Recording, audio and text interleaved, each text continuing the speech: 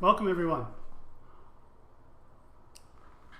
All right, this is episode 42 of Games with Go. Today we'll be learning how to load textures into OpenGL.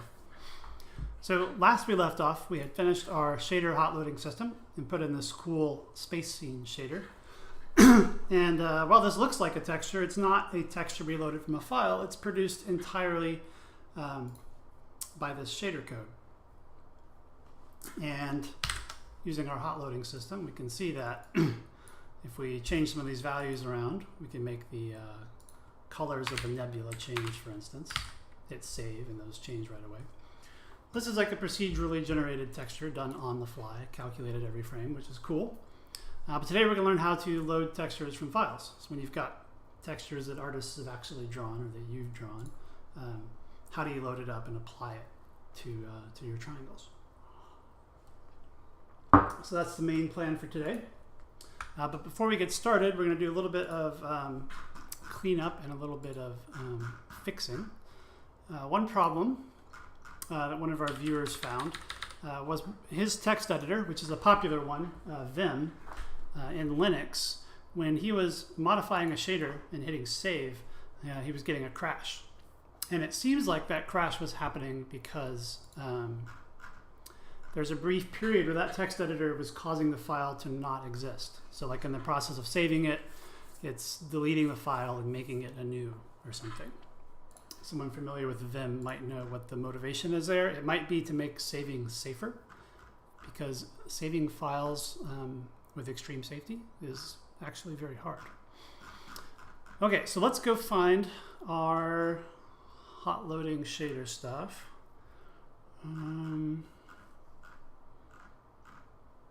Oh, it's right. It's in our separate shader file. So in the GoGL project or package, we want to go to the shader.go file. So the problem he was having is this right here was panicking because the call to OS_stat was returning an error because it could not find the file. The file briefly didn't exist, and then everything comes to a halt. So instead of panicking, we are just going to return the error. So we can just return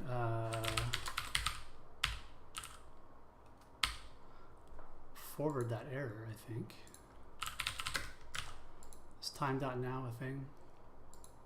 Oh, we need to make this function. So what we're going to do is, instead of panicking, we're going to forward the error along so that user code can do with it whatever it wants. And we're just going to ignore it and then try again, is the plan.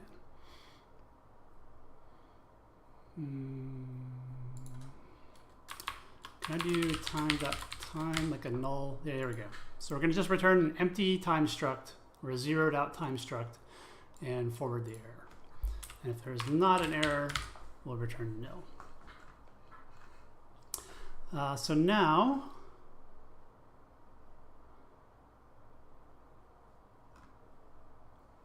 we need to check for the errors in check for shader changes. So we're going to say that this can return an error now.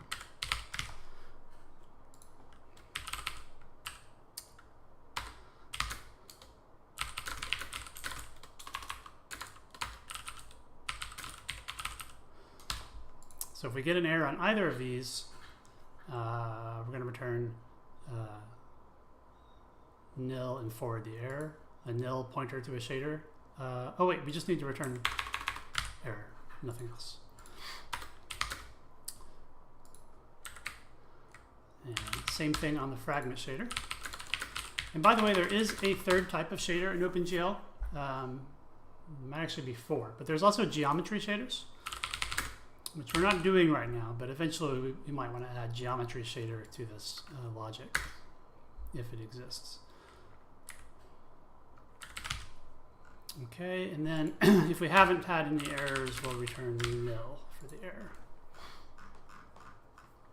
So now, in our actual Hello Triangle program, in our Hello Triangle package,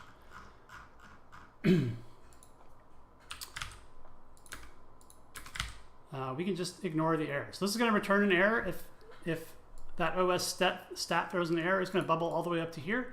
But in our case, we're just going to ignore it. And then what will happen is it can try again on the next frame. Eventually, that file will be recreated, and it should work. And I'm not going to load up Vim right now to check it, but what's it wrong here? Multiple value get context.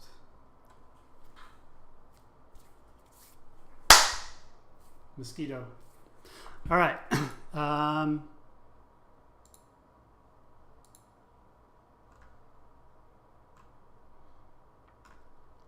Oh, that's right. We got to do it here too in new shader. So in this case, if we get an error here, we're gonna have to pull these out. So let's get the vertex mod time. Actually, we can probably copy and paste. So we're gonna get the vertex and fragment mod times here. So this is when we first create the shader. We need to set the initial modified time as well. And if we get an error here, that's actually bad news because it means the file wasn't there to begin with. So we'll go ahead and panic on that for now.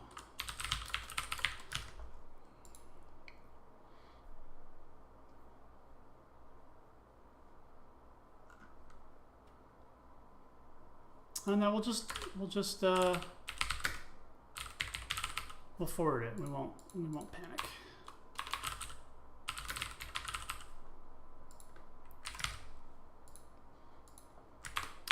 So that's a vertex path, fragment path, and then here, vertex mod time, fragment mod time. All right, I think it's happy now. So let's go run.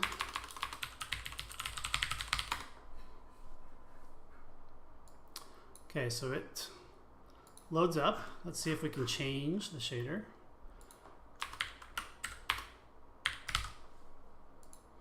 So it still works the normal way. And then just for fun,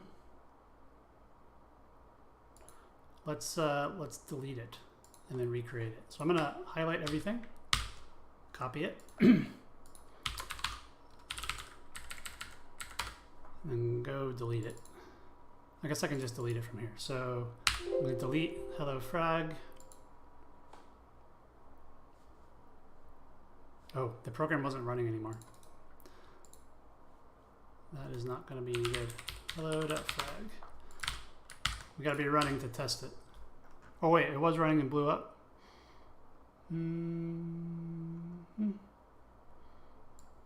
Hello frag. The system cannot find the file specified.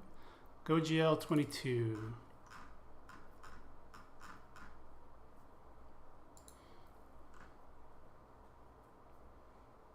Oh, because we're calling load shader from check shader for changes.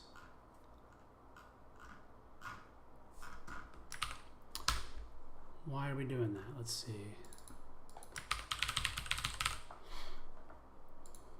So if either of these throw an error, we're just done.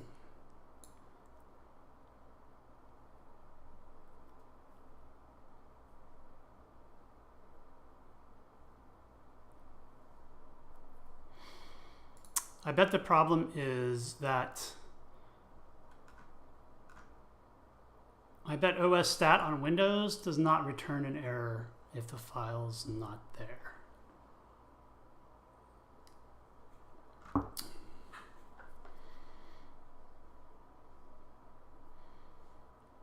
So we might want to check if the file exists. So let's see.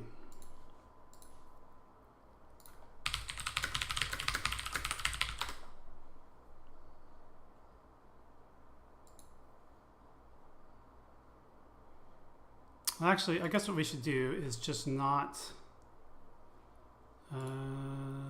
panic. So we must be getting a panic, right?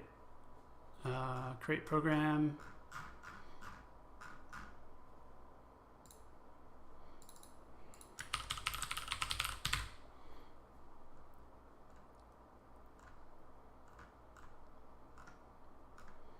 So it's load shader that's panicking. Yeah, so we don't need to panic here. We just return 0 in there. No big deal. Okay, so now we're running. Let's go delete it. Just delete it from here. Still running.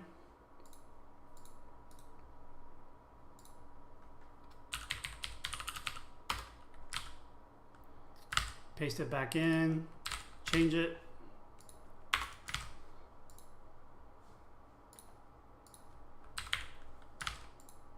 Good to go. Okay. So now the shader hot loading is a little safer.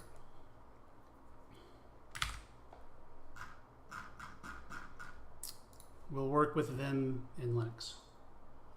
I think if any of you have Vim in Linux and have this problem, let me know if that solves it. Okay, next up is textures. So you're going to need a texture. You can use anything you like. The code I'm going to write will load PNGs. It easily is changeable to load something else, but we're going to do PNGs. And I'm going to use this texture, which we generated this in our Evolving Pictures project. So if you think this picture looks cool, go check out the Evolving Pictures project, because we generate these with random equations built with trees. It's pretty cool. So you can go to this URL. I'll copy and paste it into chat to grab it. Or you can use your own PNG, anything you want. And then we're going to reuse some of our code from the Balloons project. And if you weren't here for that, I've got the relevant function in a gist at this link. And I've pasted that into chat. And so you can just click raw, copy and paste. We're going to use that as the basis for our texture helper function. So we're going to go into gogl.go. And we'll do, we'll call it load texture. Or we'll just paste it in and then change it to load texture. And in OpenGL, once you get a texture, you get an unsigned integer, just like we do for our buffers, our shader IDs, and our program IDs. So let's make a texture ID for ourselves. And that's what we're going to return. And we are not going to use the SDL renderer at all, so we can get rid of that. And oh, let's get the texture into our project. Save image as.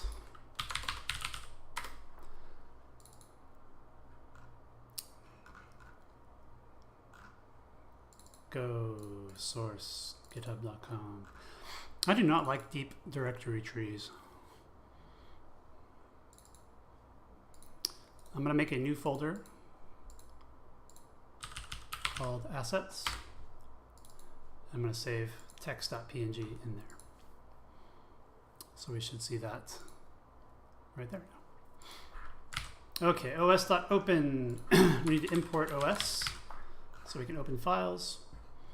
And the PNG library, let's see what. Image/PNG, I think.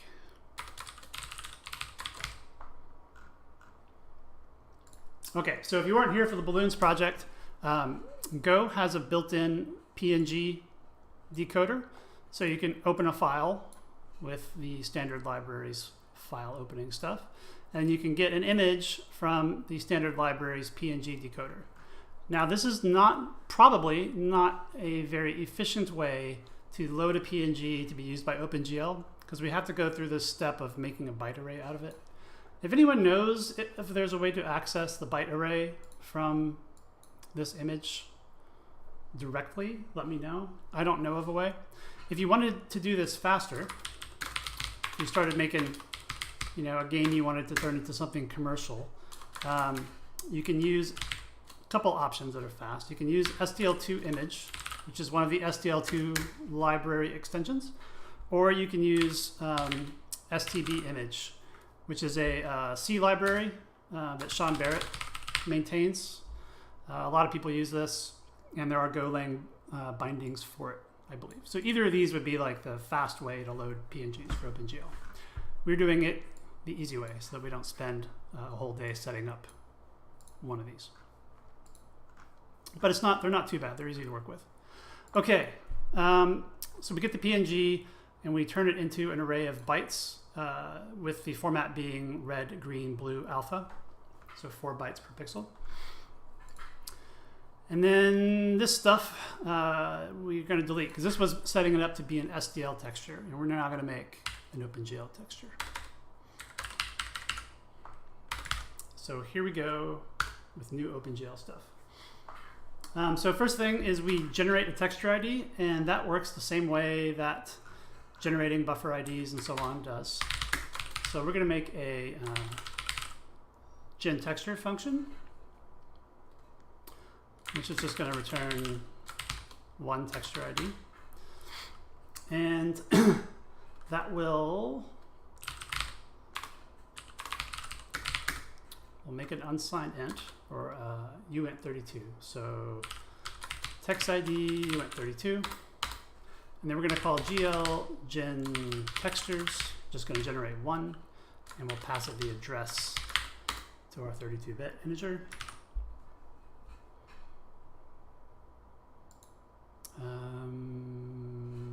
Why not? Oh, var. All right, then we bind it. What was our naming convention before? Gen bind. Okay, so we'll do gen bind texture because we're generating it and binding it. So we're going to bind the texture, and you give it a target. You're telling it what kind of texture you're binding, and we're binding a regular 2D texture, and you pass that ID in. So now we're bound, and so now when we do things with textures, they will take effect on this texture. So first thing you can do is set a lot of parameters. There's a whole slew of parameters you can set for textures for how they'll behave. So we're setting this on the texture 2D that we just created. And so let's see, this function signature is pretty messy. Pname and param, right? So that's useless, right? But you can go look it up on the reference page. So what is it? Text parameter I.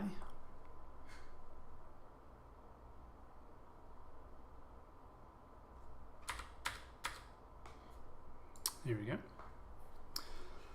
Pname, param. So here to tell you what those are. So pname specifies the name of a single valued texture parameter. So there's different parameters you can set. So pname is where you say which one you're setting, and param is the value you're setting it to. And so these are some of your options for things you can set. So we're going to set a few.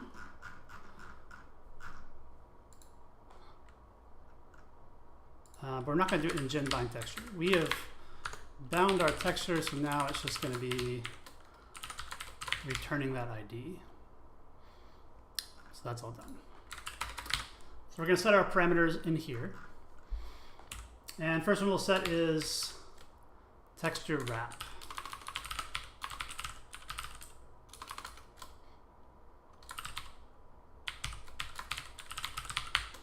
So this sort of defines what happens if your texture doesn't fully cover the surface. Do you keep repeating? Again, you can look up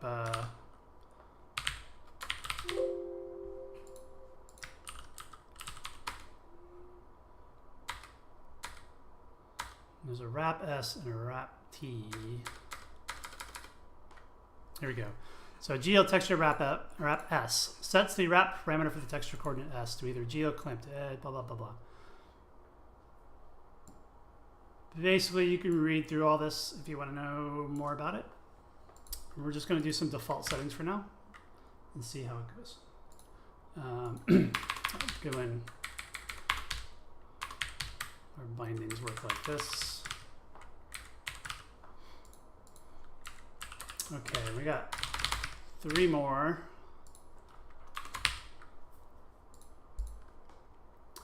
Min filter.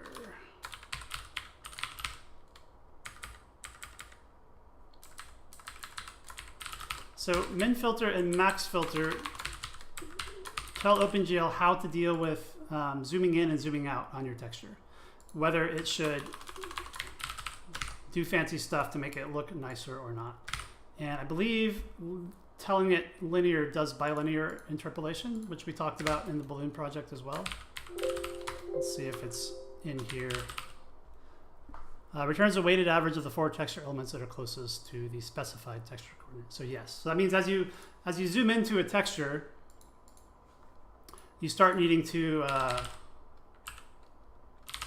render pixels that don't actually exist, right? Because the picture was only so big, and now you've got to render more pixels than are actually there. How do you get them? Linear makes it look a little nicer than it would be if you just filled in like adjacent pixel values or something, or repeated them. Why isn't this happy? Max. Oh, it's magnification. Minification and magnification. So you can set those independently for getting smaller or getting bigger than the actual size. Okay, so now we actually want to load our texture. So we call text image 2D. And again, we're working with our texture 2D. And level. You don't actually remember what level is. I always make it 0. But let's see what level's for. Text image 2D. Level specifies the level of detailed number. 0 is the base image level. Okay, so if you wanted to make by hand small and large versions of your texture, which OpenGL can switch between as it zooms in and out, you can do that using level. But we're just going to have our base level, and we'll let OpenGL actually create the other levels, which we'll see in a minute. Okay, so now internal format. You can specify what the actual data layout is. And we're going to do RGBA, which gives us alpha. If you did not need alpha, we'll actually call this load texture alpha, because this one's going to specify that we can do alpha. If you didn't need alpha, you can save memory by not having the alpha bytes in there. Okay, then we need the width and height of the texture, which we get here. We query that from our Golang image structure. So we've got that. Probably in the wrong data type, but we'll adjust it in a minute. Border. We don't want a border, so we say 0. Then the format again. So there's a distinction between the format of the data you're passing it and the format that OpenGL will store it in. So the second format is the format of your data, and the internal format is the format it'll be like on your 3D card. And those could be different. For instance, we might want to compress it and use some compressed format, which would be smaller on the GPU, so you could fit more textures in there. But we're just going to do RGBA in both cases. And then type. So this is like what, so we're using bytes for each pixel. So we have to tell it that, because you could use other things. So we say gl.unsigned byte. And then finally we pass a pointer, what was it, gl pointer, to our pixels. Let's see, what are we in? int32. So these are supposed to be int32. We can do that. Okay. Finally, you can optionally generate MIP maps. So we talked before about the levels. right? We can specify small and big and medium versions of our texture. But OpenGL can do it automatically for you if you call generate bitmaps. And again, tell it to operate on our texture 2D that we're bound to. And so what this will do is ahead of time,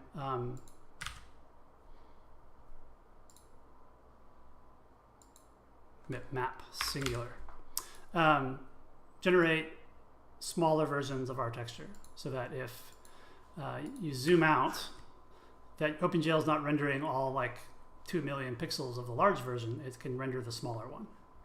And it doesn't have to do that conversion at runtime or like while your game's going, but it does it ahead of time when it loads the texture. So it takes up a little bit more memory, but not much, but is faster, as long as you don't run out of memory. Okay, now we have all this stuff set up, and all we should have to do now, oh, we need to actually call genbind texture.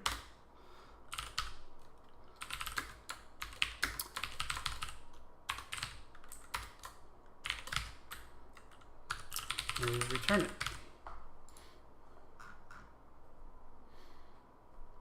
All right, now we can load a texture. Cool. All right, so let's, we have to get our shader ready to use the texture. So let's rename this one to stars.frag, because that's a cool shader. We might want to play with that some more later. And then let's make a new one. It's just a quad texture frag. And so it's a fragment shader. This is telling it what version of OpenGL we're expecting to use. We're going to output a 4 float vector for the color. We're going to get inputs for our texture coordinates. And remember, texture coordinates are these guys here. This specifies the upper left, upper right, lower left, and lower right of the texture coordinates, so that OpenGL knows how to take a location on your texture image, where to put that on your triangles. Because it can't infer that. You know, it seems obvious with a quad because it's a rectangle, but if you had you know, a sphere, how is OpenGL going to map your texture to the sphere? You got to tell it how. This is an in, not an int. Okay, so now, just like we had a uniform float that we could pass in a value for x and y to our star shader to make it scroll along, you can also pass in an entire texture.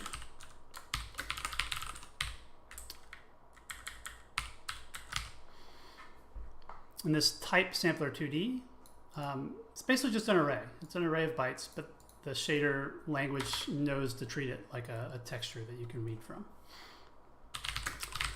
All right, so our main function now sets frag color equal to, we use a built-in function called texture. Just basically can look up a value in the texture. So we're telling it to look up in texture 1 at the location specified by our texture coordinate.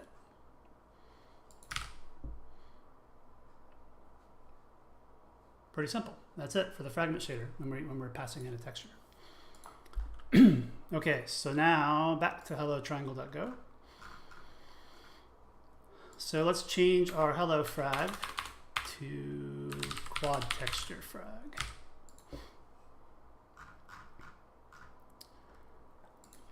And now before we draw, we need to set the texture up. So let's see,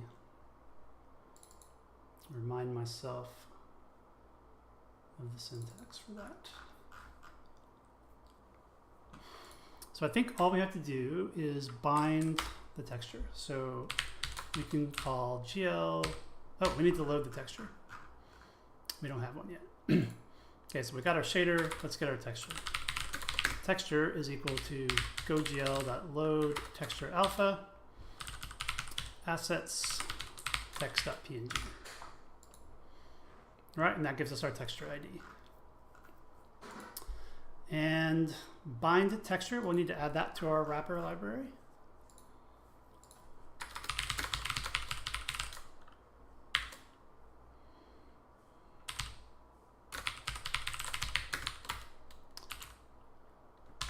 And we'll just GL bind texture. And cast that to UNT32. So now we can say GoGL bind texture.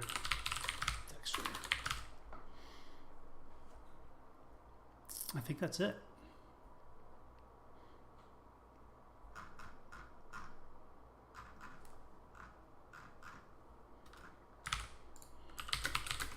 Let's see what happens. Unexpected new line in here. Oh, mistake closing paren on bind texture. All kinds of mistakes. Undefined gen bind.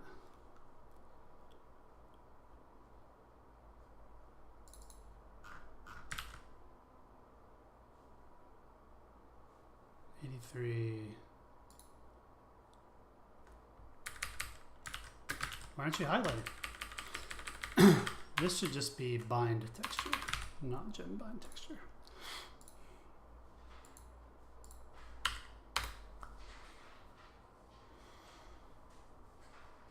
Okay, got shader compile errors. So what's wrong here?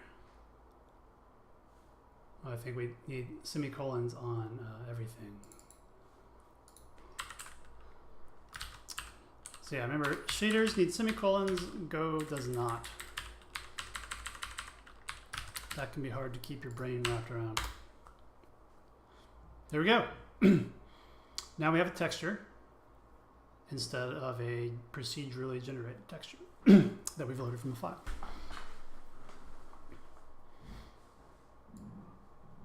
Pretty cool. And then we can do some weird things. Let's try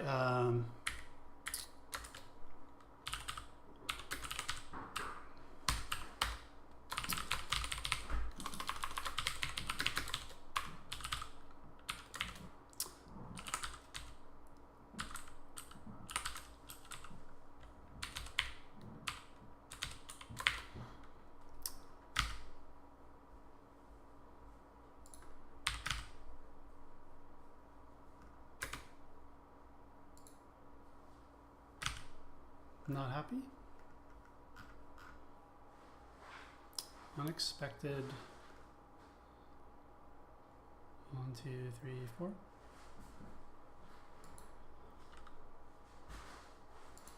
Oh, it did work. So yeah, we can now like mess around with the colors. Like I'm just taking the R and G and not the B. So we made it blue. Or you can multiply by strange values. Kind of fun. Okay, so we'll go back to normal.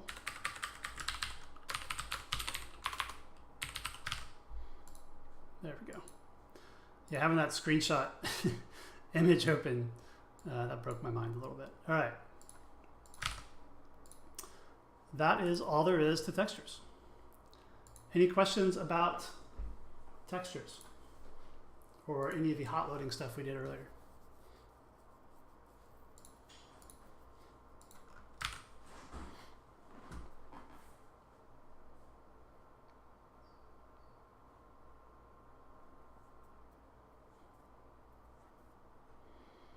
Okay, so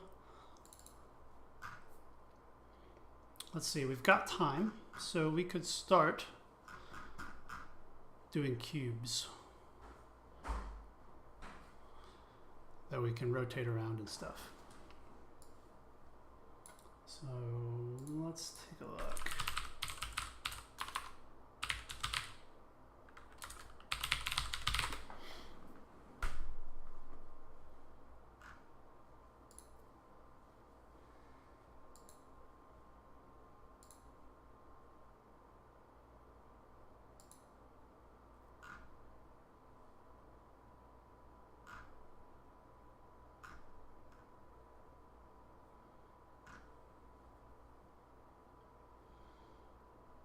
It's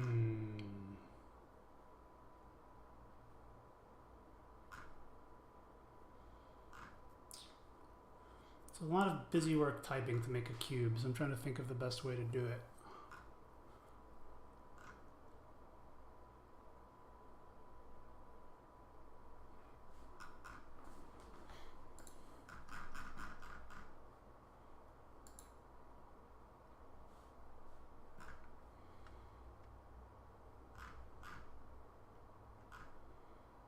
Well, one thing we could do is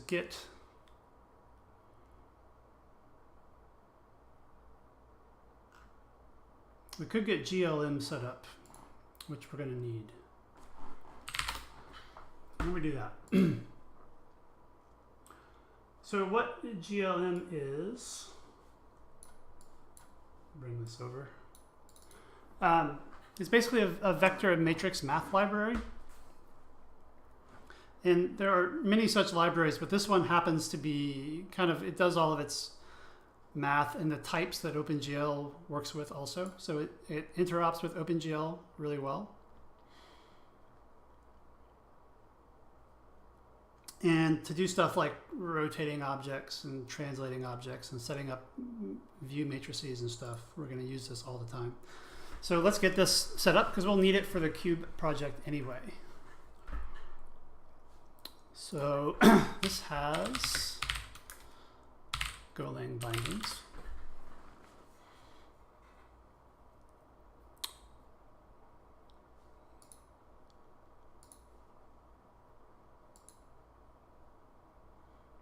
Is this the one?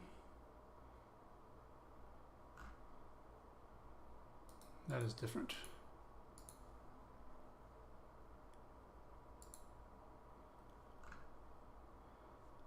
It's in the spirit of GLM.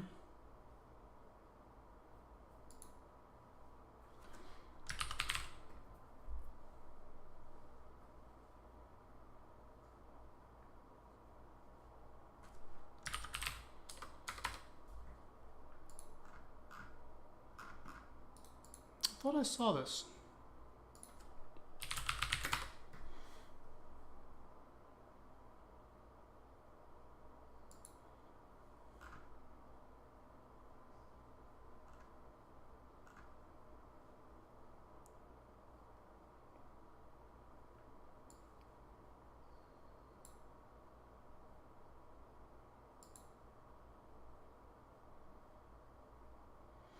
Okay, it looks like people are using MathGL.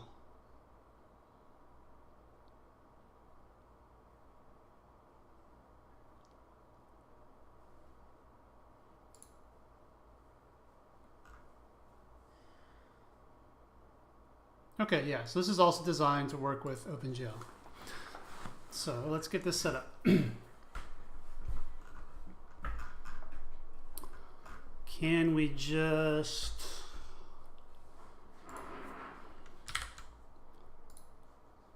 see, go get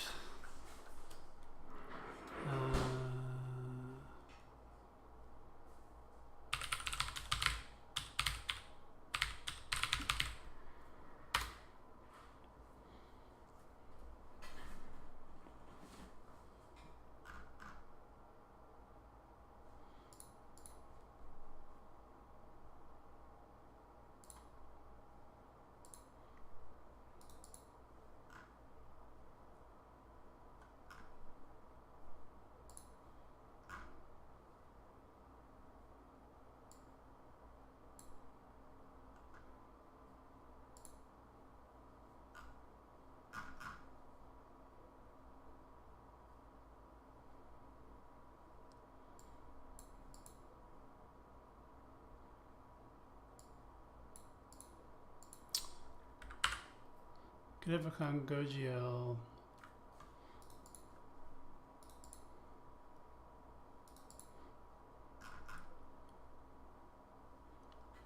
Okay, there's 64 and 32-bit versions.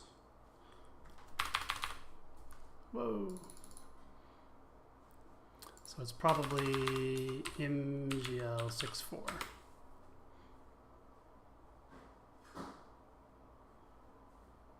Nope.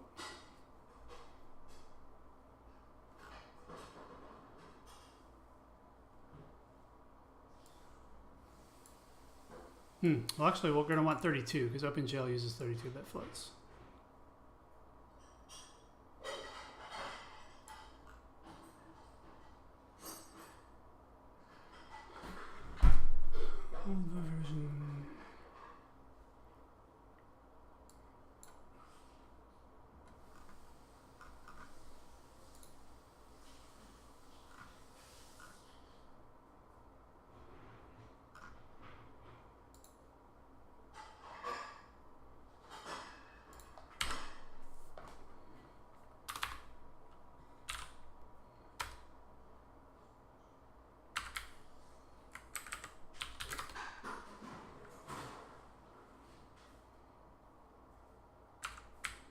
Oh, maybe it's like this. There we go. There we go. Maybe. Okay. I'm going to copy and paste the winning combination. So you want to do go git -v github.com. So let's go gl mathgl mgl 32. To get that package. And then let's check that we can get to it.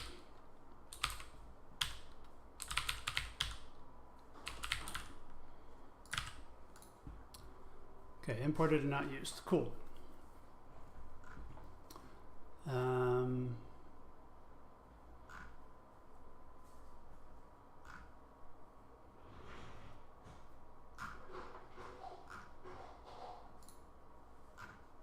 Let's make sure it works real quick.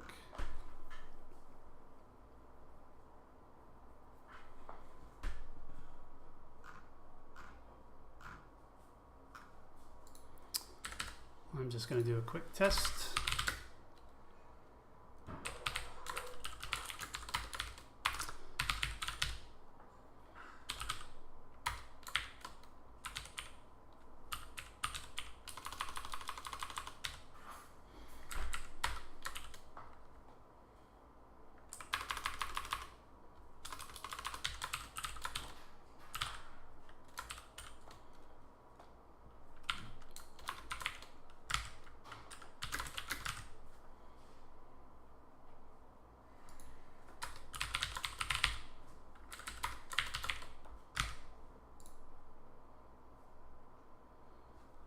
Let's try calling that.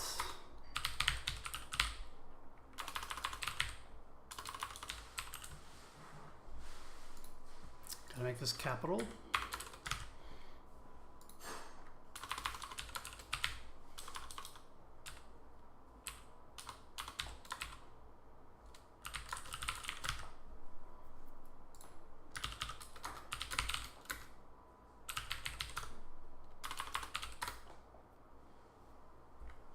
Okay, so that's printing out the zeroed out vector of 2. All right, we're all set. So I think we're actually gonna stop early tonight because we are now all set up to do the cube, but I don't want to start it now because all we're gonna be doing is typing a bunch of vertices in for a cube, and then we'll be done. So I'm gonna spare you that. We'll finish early tonight. I encourage you to play around with the shaders, like just try things. You can type all sorts of weird math in there and see what you get. Play around with your own textures, play around with the quads, see if you can get multiple quads to load. There's lots of experimenting you can do. And then next week we'll get a cube rendering that we can actually like move around, like fly around using the mouse and keyboard. So we'll actually see some 3D next time. Any questions about tonight's stream, previous streams, or programming in general? I'll hang out for a few minutes and you can chat away.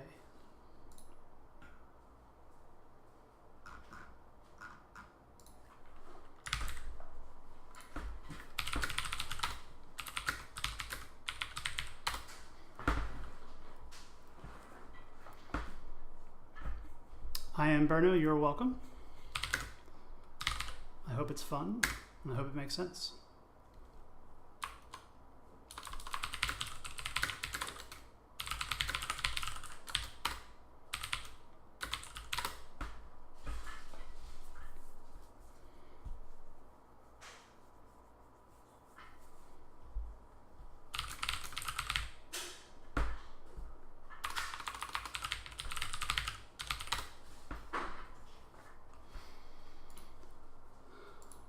All right, everybody, good night for now, and I'll see you next time.